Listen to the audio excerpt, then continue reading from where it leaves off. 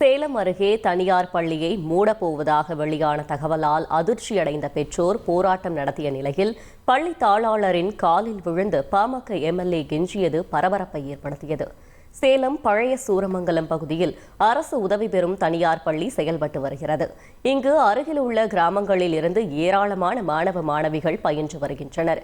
தனியார் பள்ளி விளையாட்டு மைதானம் ஏற்கனவே விற்கப்பட்டதாக கூறப்படும் நிலையில் பள்ளி கட்டிடங்கள் வேறு ஒரு தனியாருக்கு விற்கப்பட்டதாக தகவல் வெளியானது. இதனை அறிந்த பெற்றோர் பள்ளி நுழைவாயில் முன்பு திரண்டு பள்ளி தொடர்ந்து செயல்பட வலியுறுத்தி முற்றுகையிட்டனர்.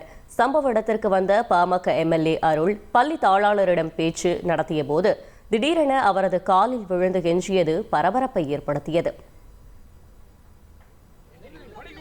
ஒரு புண்ணியமான ஒரு உன்னத நோக்கத்துக்காக பண்ணத இப்படி வித்துட்டீங்க.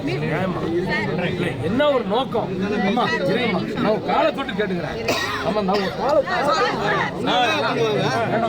பண்ணாதீங்கம்மா, வேண்டாம்மா, காலை தொட்டு கேட்டுக்கிறேம்மா. ஏமா ஸ்கூலை போய் மூடுறீங்க? ஸ்கூலை வேண்டாம்மா, மக்கள் பண்றோம்மா, பாவம்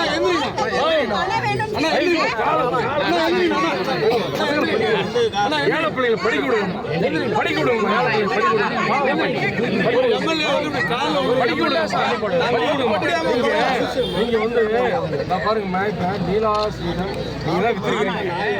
பிள்ளைங்க வந்து வீட்டுல இருந்து சொல்லிட்டு அழுந்தாங்க, அம்மா இந்த ஸ்கூல்ல இருந்து இப்ப இடிக்கிறாங்க சொல்றாங்க, நீங்க வந்து என்னன்னு கேளுங்க, என்னன்னு தெரியல அப்படின்னு சொன்னாங்க. நாங்களும் கேட்டதுக்கு வந்து ஆமா இடிக்க போறோம், இந்த ஒரு வருஷம் தான் ஸ்கூல் நடத்தும், அடுத்த வருஷம் தான் யாருக்கே வித்துட்டாங்களா, அதனால இந்த மாதிரி ஸ்கூல் நடக்காது அப்படின்னு சொல்லி நாங்க சொன்னாங்க. இப்ப வந்து நாங்க கேட்டதுக்கு வந்து லீஸ் கூட்டுக்கிறோம், ஒவ்வொரு பதில் சொல்றாங்க.